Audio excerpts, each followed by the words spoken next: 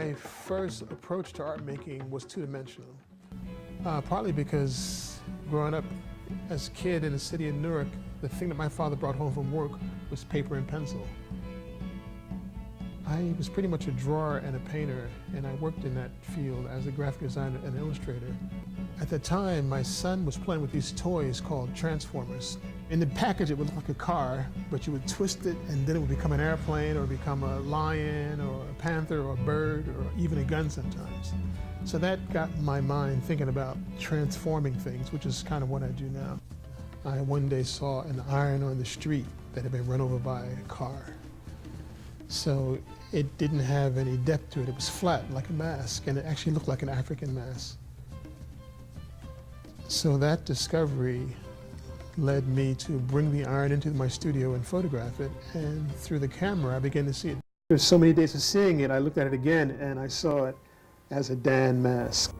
I started collecting irons and taking them apart and just, like Tinker Toys, having piles of pieces and move them around and see what fits where and what fits where and what looks like this. So then I began to experience my personal associations with the iron, domestic work, my grandmother working as a domestic, things like that. But then I also began to make lots of leaps, I guess, ironing, servants, and black people. So I made a list of like a word association game based on what that photograph said to me. And of course, the top of the list was the word iron. Probably the second word on that list at that time for me, it probably was Ogun. Ogun, who would be the African god or the Yoruba god of iron. And so that made the third word Africa, which probably made the fourth word black, also because the handle of the iron was black. Then my next word would be servant. If I drew a line to connect the word Africa and the word servant, then my next word is going to be slave. So it just went on and on like that until I had a long list. And that list just yielded inspiration for decades.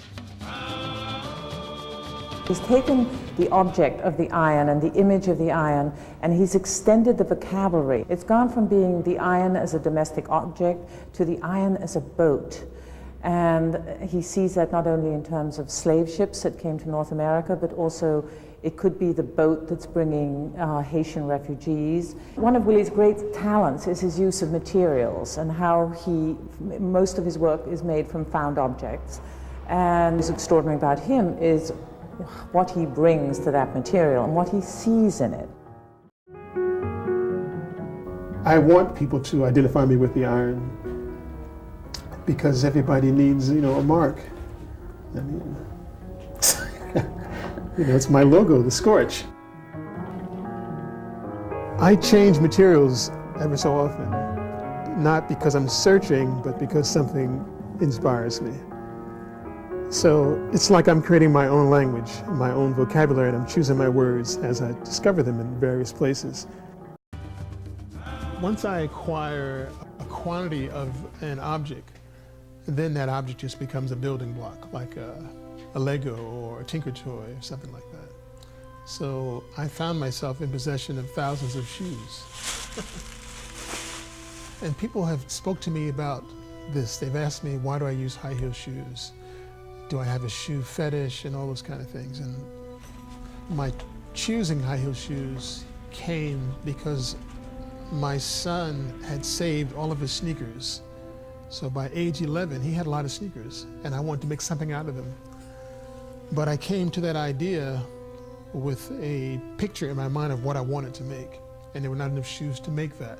So I went to the thrift store, and when I got to the store, I realized the most dominant shoe there was a high heel shoe. And in fact, the high heel shoe looked better than the sneakers.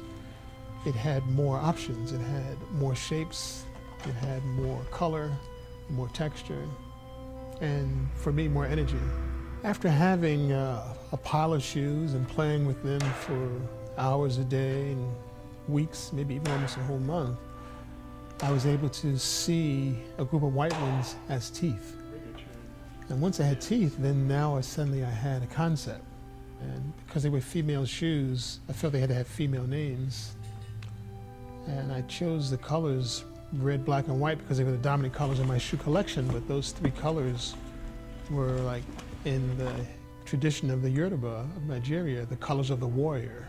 So I thought of the black women who were revolutionary in their lifetime, who brought great change or awareness to society. So I named them after those women. The work behind me was inspired by demon-like, at least in appearance, figures that are the protectors of Tibetan Buddhism. Some of them have kind of dragon-like faces. It's still the act of touching the object, feeling the object, and, just being in the tangible world with the object that leads to the work.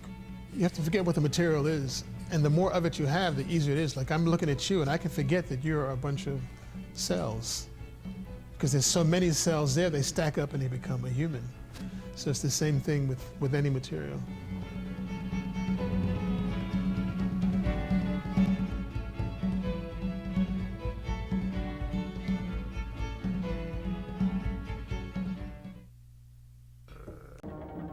I take things and make them look like other things so that people will never see them the same again.